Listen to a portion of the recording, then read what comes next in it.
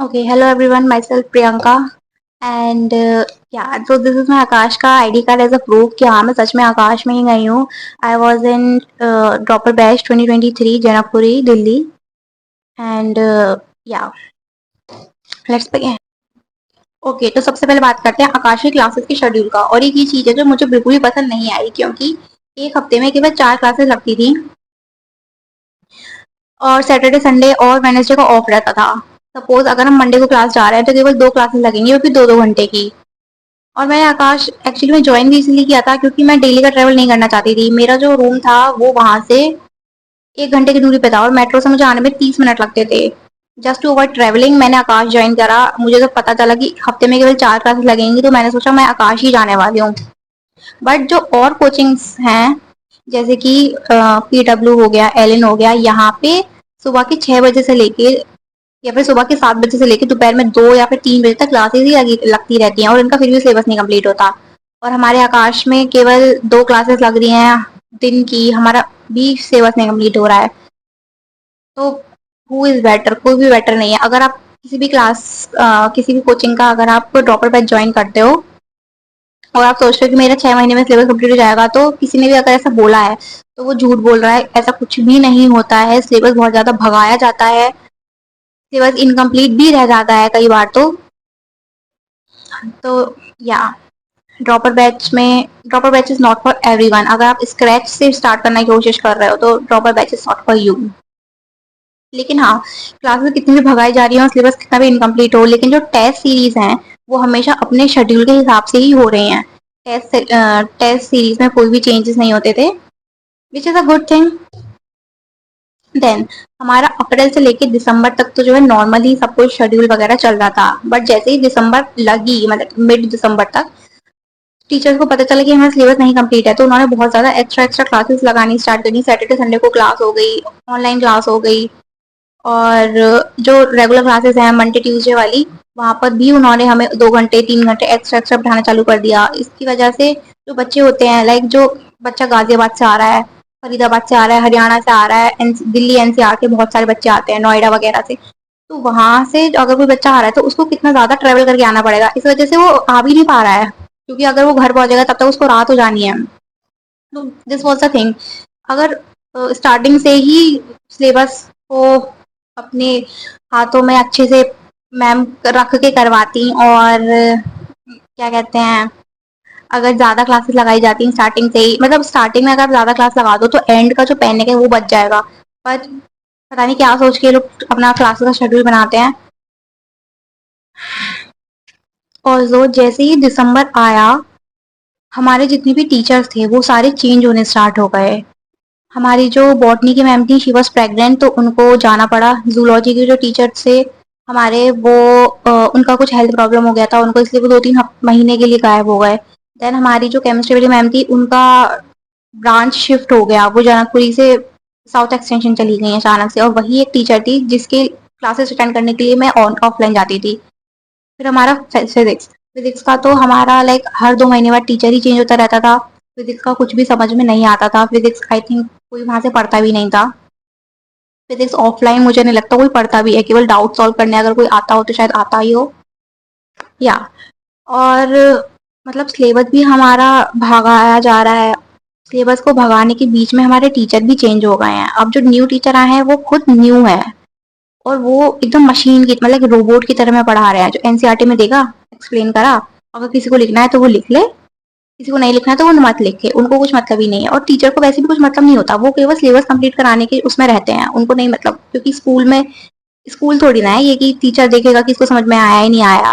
वो तो बस ये देखता है कि हमारा सिलेबस कंप्लीट हुआ और उनको अपनी रिपोर्ट वगैरह देनी होती है ना कि मैंने सिलेबस कंप्लीट करा दिया है. अब ये जिम्मेदारी हमारी है कि हमें समझ में नहीं आया ही नहीं आया. और हमारी ये जिम्मेदारी है कि हम टीचर से जाके पूछें 4 बार 5 बार. अगर कुछ भी हमें डाउट है तो टीचर को घंटा फर्क नहीं पड़ता अगर हमें समझ में नहीं आ रहा है तो. दिसंबर के बाद लाइक जनवरी में, फरवरी में और मार्च में जो है बच्चों ने कोचिंग आना बंद कर दिया. क्लासेस के लिए भी और टेस्ट देने के लिए भी, क्योंकि कुछ फायदा नहीं हो रहा था क्लासेस लेने के आने के लिए क्योंकि कुछ समझ में नहीं आ रहा था. और टेस्ट देने अगर आते तो केवल टेस्ट देने के लिए 3 घंटे का ट्रैवल करके अगर कोई आएगा 3 घंटे का टेस्ट देने तो पूरा दिन ही टेस्ट में निकल जाता था. इसलिए ऑनलाइन या आकाश में जो है ऑनलाइन और ऑफलाइन दोनों ही आप जो है टेस्ट दे सकते हो, तो घर बैठ के भी आप टेस्ट दे सकते हो, which is a good thing. या देन आप को अगर किसी भी चीज़ में प्रॉब्लम है, टीचर्स की प्रॉब्लम है या फिर क्लास शिफ्ट करानी है, तो आप एप्लीकेशन दे सकते हो और आपकी क्लास चेंज हो जाएगी। और अगर बहुत सारे बच्चे मिलके कह रहे हैं कि हमें टीचर चेंज कराना है, तो उसका आप रीज़न लिखो और आपका टीचर भी चेंज हो जाएगा। हम यही करवाते रहते थे फिजिक्स के टीचर में, हमने बहुत सारे फिजिक्स के टीचर बदलवाए। एंड में आके एक टीचर आई, पर वो भी ऐसी करवाती थी कि सॉल्यूशन ये होगा इसका, फॉर्मूला ये होगा इसका, और इस चैप्टर का ये क्वेश्चन है, इस मॉड्यूल का ये, लाइक वो इस तरीके से बहुत ज़्यादा। अरे यार, दिसंबर में आके तो हमारा फिजिक्स का जो है 12th क्लास की फिजिक्स स्टार्ट ही हुई है दिसंबर में आके, तो और कोई टीचर और क्या ही करवाएगा teacher. Another thing which I disliked were teachers. Teachers were really friendly, सारे टीचर्स बहुत ज़्यादा अच्छे थे, पढ़े लिखे, मतलब अच्छे अच्छे कॉलेजेस वगैरह से पढ़े हुए थे। बट एक चीज़ थी कि मतलब दे वर डीमोटिवेटिंग। डीमोटिवेटिंग जैसे कि एक हमारी बॉटनी वाली मैम थी, वो हमें बोलती थी कि एम्स नर्सिंग में चले जाओ, नर्सिंग में बहुत ज़्यादा स्कोप है, इतनी सैलरी है, इतनी छुट्टियां मिलती हैं, which is a good thing कि आप हमें दूसरा स्कोप भी बता रहे हो, दूसरा ऑप्शन बता रहे हो। पर उनका जो बताने का तरीका है, एक बार वो उन्होंने बोला कि मेरी एक दोस्त है, उसकी तो अभी तक शादी तक नहीं हुई है, क्योंकि वो डॉक्टर है और उसको 12-12 घंटे की ड्यूटी लगनी होती है। वो 27 की हो गई है, and my ma'am was also 27 and she was pregnant that time. तो शी वॉज लाइक, इसमें तो कुछ भी नहीं रखा है, इतना ज़्यादा पढ़ना होता है। लाइक आप खुद हमें नीट की ही कोचिंग करा रहे हो और आप नीट के बच्चों से ऐसा बोल रहे हो, मतलब इतना कोई विश्वास नहीं करेगा कि टीचर ऐसा बोल रहा है, काश का टीचर ऐसा बोल रहा है। एंड एक और टीचर थे, उनका भी एक दोस्त था जो डॉक्टर था, तो उन्होंने हमें एक बार बोला था कि मेरा दोस्त है वो डॉक्टर है, कोविड के टाइम पे वो 2-2 दिन की 3 दिन तक वो सोता नहीं था, इतना ज़्यादा ड्यूटी करना होता था, बहुत कुछ है इसमें, तो इतनी ज़्यादा पढ़ाई। तो ये सब चीज़ें क्यों बता रहे हो, हमने हमें नहीं जानना भाई, हमें पता है, बस बताओ मत हमें। Okay, let's keep everything aside. To be honest, Aakash is a really good institute. अगर आप 11th और 12th में वहाँ पे एडमिशन ले रहे हो और 11th-12th के बाद आप वहाँ पे ड्रॉप ले रहे हो, बट अगर आप एज अ ड्रॉपर जा रहे हो 12th के बाद से, तो केवल आकाश में नहीं, बहुत सारे इंस्टीट्यूट हैं, जितने भी इंस्टीट्यूट हैं सब में यही हाल है, सारे इंस्टीट्यूट का यही हाल है। जो टीचर है वो आपको डायरेक्शन देने के लिए, वो अपना सिलेबस कंप्लीट कराने के लिए, लेकिन जो मेहनत है, मेहनत तो हमारी है ना, वो मेहनत जो है वो आपकी, आपको मेहनत करनी है, आपको जितना ज़्यादा फ़ायदा उठा सकते हो वहाँ के रिसोर्सेज का, आपको वो उठाना है।